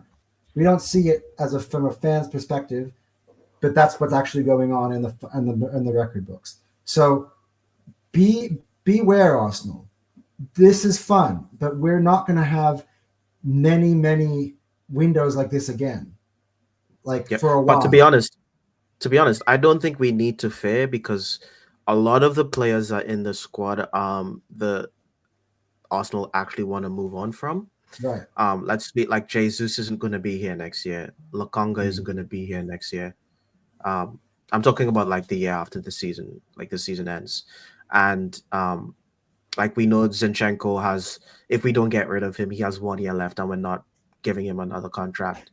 So, like, there's players that are going to just leave, and we're going to fill the squad up with depth. And I think we're probably going to get a lot of expect a lot of youth talent back into the team, because I think our starting 11 and kind of a lot of our subs are, they're more established players. Expect more 21, 22-year-old talent. And like, let's be honest, last summer we actually spent when like we just spent the money unwisely because of who we got. But like with Berta at the helm, I think he will be able to identify better targets for less money. Look at the money we got Mascara for, and he's one of the up and coming defenders in Europe. So yeah, I think we're just going to be we needed this boost, this insane window, because of the lack of business for all our other windows. I think now that we've kind of settled in with all these signings, when we're doing the smarter signings now, it's not going to feel like shit, because we actually have addressed like all the major holes in the squad. Yeah, you know what I'm I saying? agree. So yeah, I definitely know what you're saying, and I think as I was kind of alluding to, was that if we were to sell Martinelli, it puts Arsenal in a place where they can be a bit more fluid in their decision makings moving forward. So either you can go sell Martinelli and cash in, go big, and get a Rodrigo, as I have on this headline down low, because it makes sense. And by the way, you buy a Rodrigo, it comes with a lot of fanfare, a lot of shirt sales, and they're going to make that money back very, very quickly. But the other thing is that, yes, you can have that money for Martinelli, maybe buy a younger player, maybe a Fofana or something like that, and keep money in the back pocket to keep the Cronkies happy. This might be more of a, look, we gave you your emergency signing of Eze. Now can you make me some money, please? And it could just be as simple as that. Yeah, but if they do get rid of Martinelli, I'm not happy with them not getting anyone. Like if you sell Martinelli for the big bucks, even if you want to get a Fofana, I'm happy with that. But don't just sell Martinelli and pocket the money. Yeah, you know what I'm saying? Agree. I'm not. If you sell Martinelli, I'm not screaming at the top of my lungs and breaking stuff for Rodrigo, even though that would be nice. I think that's the knee-jerk reaction, though, isn't it? But like, if you get rid of Martinelli, get a lot of money for him, and then you get some good talent in. I think that's enough. Yeah, but I also just, as I said, I just putting my Arsenal fan hat on. I just think that if they sell Martinelli, we also still need to be open to the fact that we still might not sign anybody else, because it could simply just be what I just said, which is we just made that signing of Eze, and now they're going to make the sales after the fact. So like, I know we want to play FIFA, and we want to be like, oh, well, now that we've sold him, let's go guy Rodrigo. And by the way, that would complete our window, like beyond. Like that's is kind of what I illustrated earlier in the summer of like what I thought that Arsenal could look like. It was the Eze and the Rodrigo. Now we can have that conversation somewhat if the Martinelli thing were to be triggered. But at the same time, I'd be very, very, very surprised if anything like that were to happen. Yeah. Anyway, so we're gonna come to the end of the show. We'll maybe we'll talk about Leeds just for a second. We'll just maybe instead of talking about the game, we'll just give our score prediction. You know Yeah, what I mean? because I don't think there's really too much to say. Yeah. So anyway, let's just recap this before we close off the show. We've made 7 signings right now. At the beginning of the summer, the idea was, and this was mostly from, I reckon, the outline that we're getting from most papers and most journalists, was that Arsenal were looking to get 3 predominantly big signings. One of which there was Martin Zubimendi, which was announced very early. One of which was a striker, being Gyökeres or a Sesko, ended up being Gyökeres. And the other one, which was early discussed, was Nico Williams as a left winger or Rodrigo as a left winger. I think we've settled on EBERE as a left winger. Plus, you add in all the depth we've had. We've added depth to the defense, like Saliba and Gabriel were both injured at the end of last season. We had Gabriel out, having played Cuvior. Partey is gone, so we brought in Norgard, and now we've obviously got good backup, solid backup in Kepa for Raya. That all being said, Cal, like, what would your grade be for Arsenal's window? My grade for Arsenal window would be a B plus. B plus, which is some people might say that's extremely harsh. Why it's not an A? You got all these players. It's a B plus because we had to do this. If Arsenal were like if this was a window after Arsenal's been doing great for all the other windows, then that'd be a bit harsh. But I think it's a B plus because we really, really, really need these players. And I do think one more will push it into the A category, and that would be getting, a left winger, getting like selling Martinelli. Like, first of all, we haven't made any player sales either, and that's a factor in the windows. We haven't sold anyone, and I think if we were to sell Martinelli and get let's say a Fofana, it doesn't even have to be like a top. Like if we sold Martinelli and got Rodrigo, that would be like an A plus, like the best possible grade you could possibly get.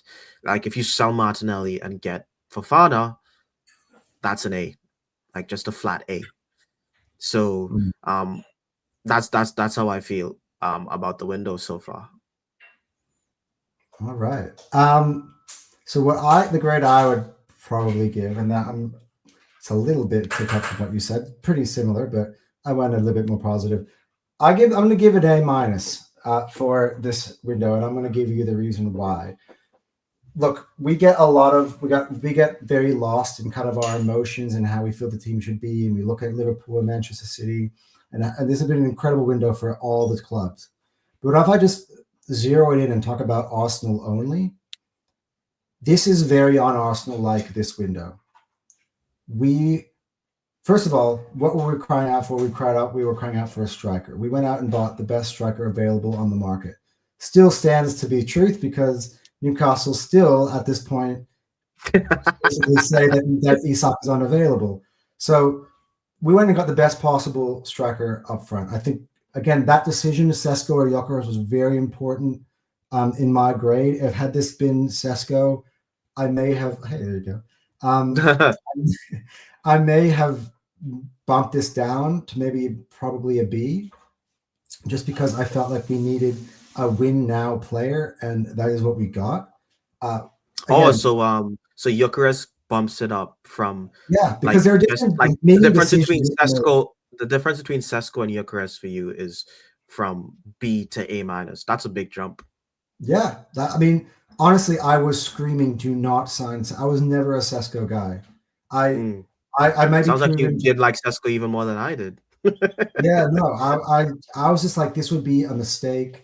Nobody's going to be fearing this. Like, this was not the signing that Arsenal were. I was when it started to look like we might go there. I'm like, what are we doing? Like, what I said all the time, which was, what I was saying was, if Arsenal were to sign Sesko, it would be showing we do not have any ambition to win. That was kind of my feeling. Like, Yeah. okay, we're looking for some guy for the future who can kind of do what Kai Havertz does. And I'm like, no, we needed to make a statement. It's not just about the function within the team, it's the statement that we're making to our rivals. And Victor Gyökeres, as you can tell, because everyone is just looking at him like this with the microscope. Everyone is looking to bounce on him. Why? Because they are afraid. I swear there will not be this much Sesko banter if he was at Arsenal. I swear. Like, but this is the greatest window, as I'm sure I get to my point, that Arsenal's ever had in our club's history. We've brought in EBERE EZE, Victor Gyökeres, and Martin Zubimendi just as headliners.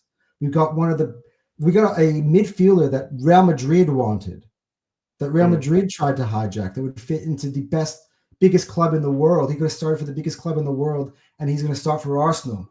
Like, that for me is huge. He changes our midfield. So when we're talking about creativity and we're all solely focused on Martin Odegaard, you've taken out the fact that you got this creative powerhouse in Martin Zubimendi now in our midfield that we did not have prior. Like, Partey is a much different type of player to Zubimendi. He's a very pace and power type of guy. He also had a good vision for the past, but not to the level that Martin Zubimendi has.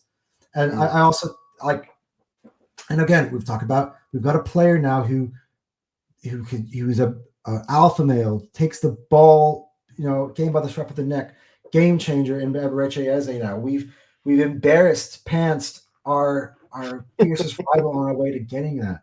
And the same way, by the way, we made a statement when we bought Victor Gyökeres, the Manchester United, that he told Man United, no, I only want to play for Arsenal.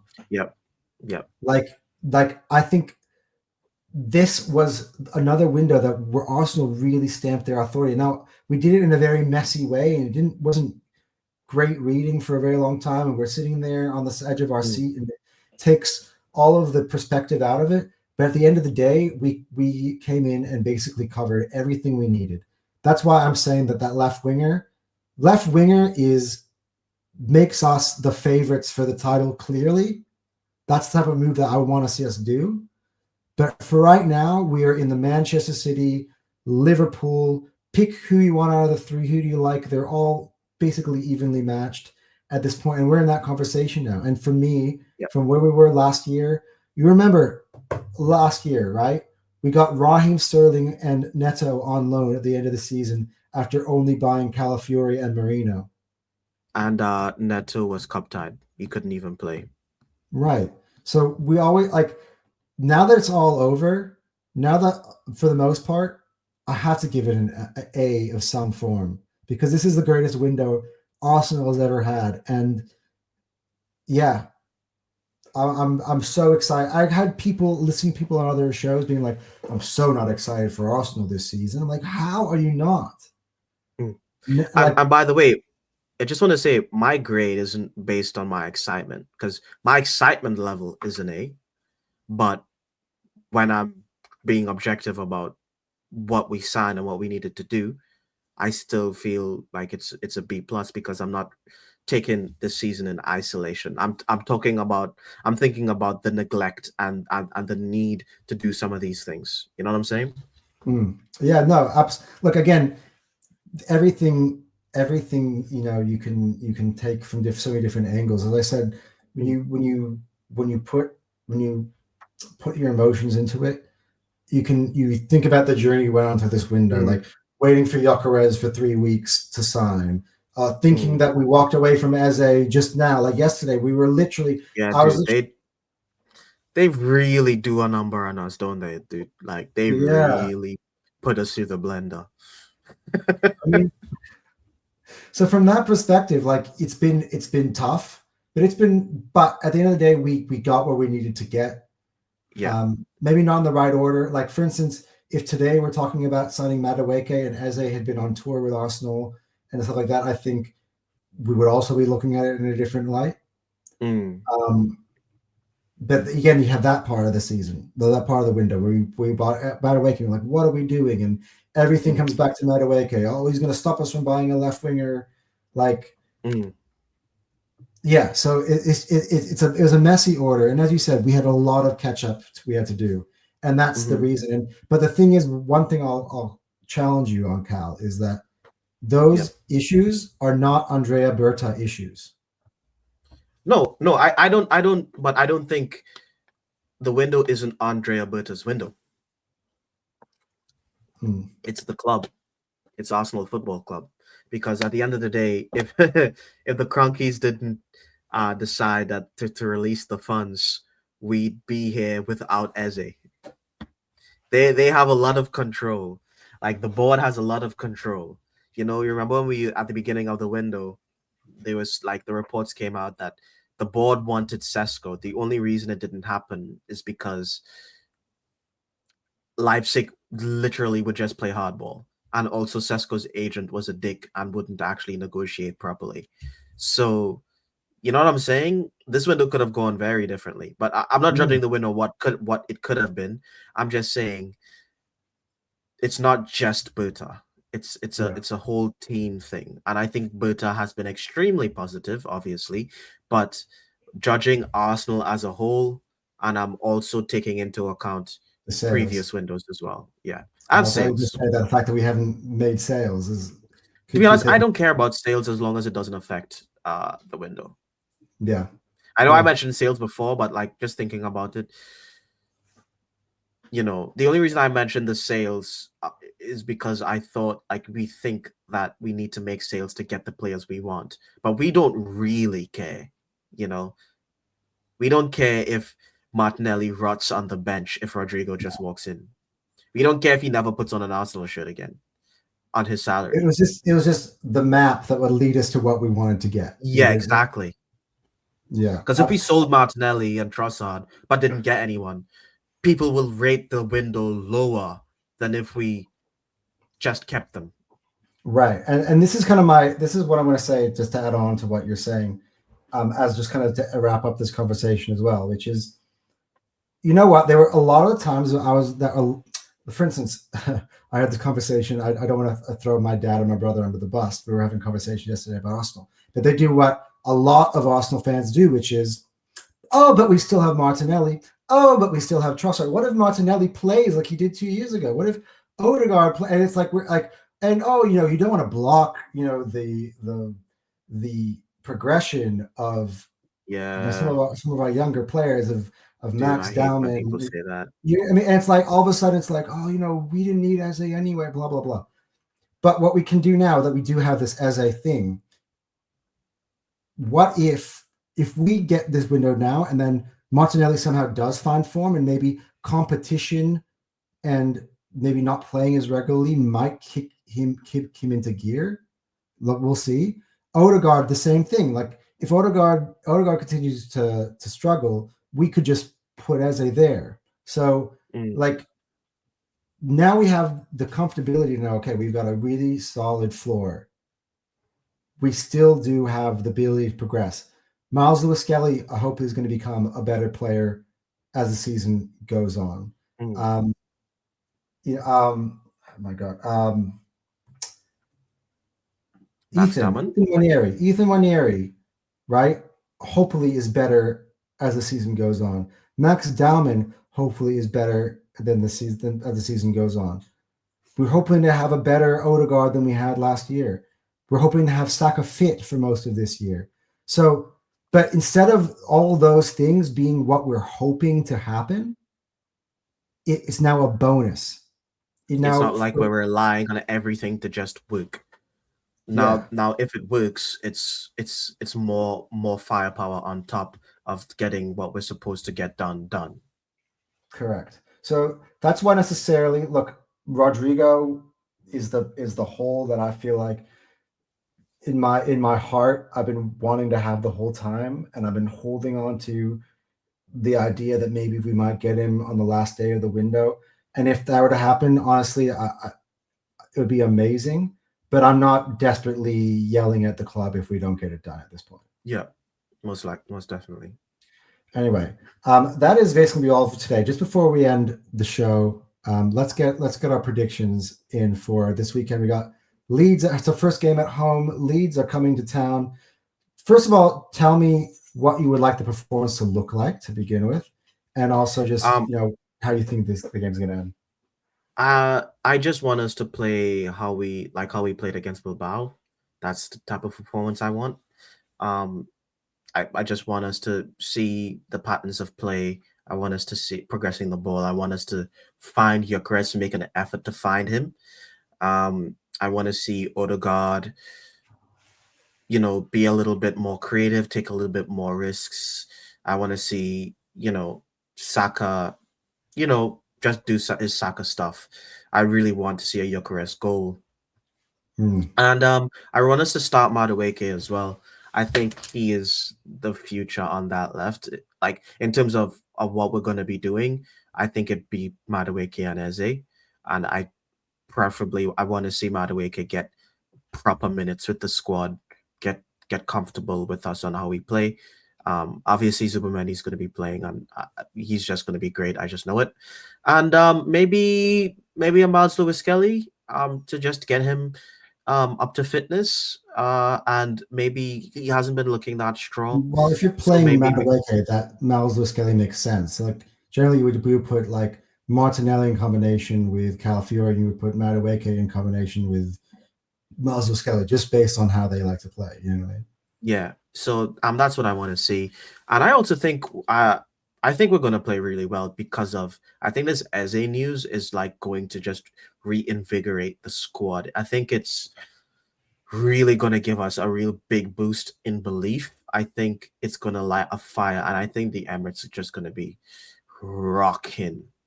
They're just going to be. I think it's going to be a great game. That first for us forever. Oof. Yeah. Before the game, I think. Are you doing predictions? Yeah. Are you doing it at the end? No. Well, we're at the end. Yep. No, I predict. Yeah, I predict it. Yeah, I predict like a 3-0. I'll going along the lines of that. For me, I'm just gonna stay consistent with what I said in my reaction to Manchester United, and of course that also was a bit controversial because everyone thought I was crazy saying that I thought Arsenal were excellent. I said Arsenal were excellent off the ball, defensively, the way we had, because when we play in the away games against a big top six, that's what everyone's sitting there expecting. Oh, Arsenal's going to look so great, so fabulous, with the ball at their feet. No, we were going to sit back and we were going to play our away style of football, and that is exactly what we did. And we did it in a mid-season sort of way, being able to play the angles correctly defensively, but also it was a bit of a basketball match early, and the recovery pace that our players were showing and the commitment in the fight they were showing, and in the defensive part of the game I thought was spectacular, which is one of the reasons why we won at the end of the day, and why Manny and I were frustrated and couldn't find the back of the net. This week, my focus is completely different. This week, when I'm judging the performances of Arsenal, it is completely on the offensive side of the ball, because Leeds are a newly promoted side. They're going to come to Arsenal with the idea of let's try our best to not lose. So they're going to try to play low blocks. They're going to try to, play spoilers, and we're going to have the ball possession all the time. I want to see the way the midfield ticks along. I want to see us dominate the midfield. I want to see us dominate possession big time. And I want to see us to create, I kid you not, at least 10 chances in the game. At least 10. Now, I'm Yeah, not saying to be that they're honest all with you. goals. I'm saying chances. Create chances created. That's what I want to. I want to see. I want to see again. Gyökeres score. I want to see. Us look a lot more fluid going forward, and I think the build out is a really good template. I think for that. So, yeah. This is a guy we all we've had time for today. We've You actually didn't give your gone. scoreline prediction. Oh, sorry. Well, you already gave my scoreline prediction. I think 3-0 as well. 3-0 as well. Yep. Yeah. I could try to change it to kind of sound different from you, but that was. I don't think literally we do what I that. I wrote think we say what we really. Yeah. That's say. literally what I wrote down. I wrote down 3-0. So anyway, that is all we've had time for today. This was our very first episode. We are going to be back very regularly. We're going to go through the ups and downs of the season. So really looking forward to going on this journey with you, Cal. We're helping this channel grow. And it's gonna be a blast. And again, look down. We all both have our own individual channels. I'm on, my channel's called HotSport, and Cal's on CalGunner. So go check, help give love to both of our platforms. I think that's going to be big to both of us, like trying to get into this game, and it's going to only give you guys better content throughout the year. The more confident the two of us are getting. And also, by the way, make sure we didn't say this at the start of the video. Yeah, but make sure you hit the like button, and make sure you're subscribing. We are currently, as we record, on 0 subscribers. So every subscriber counts, and this is again the beginning of our journey. So, guys, if you guys have made it all the way to the end of this video, guys, I hope you guys enjoyed everything, and we will see you guys soon. Later. See ya.